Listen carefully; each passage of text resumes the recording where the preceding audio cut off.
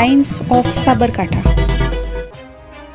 ખેડબ્રહ્મા નગરપાલિકાની ચૂંટણીના આડે હવે એક દિવસ બાકી રહ્યો છે અને આજે સાંજે ચૂંટણી પ્રચારના પડઘમ શાંત થઈ જશે અને 2 દિવસ માટે ખાટલા પરિષદ અને ઓટલા પરિષદ શરૂ કરવામાં આવશે. ભાજપ અને કોંગ્રેસ દ્વારા ખેડબ્રહ્મા નગરપાલિકા હસ્તગત કરવા છેલ્લી ઘડીના પ્રચાર માટે રેલી કાઢવામાં આવી હતી.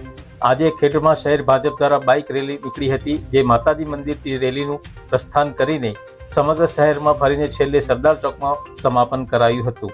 જ્યારે કોંગ્રેસ પક્ષે પણ ગઈકાલે પગપાળા રેલી યોજી હતી, જેમાં ધારાસભ્ય તુષાર ચૌધરી, શૈલેષ પરમાર સહિત કોંગ્રેસના ઉમેદવારો સહિત કાર્યકરો જોડાયા હતા.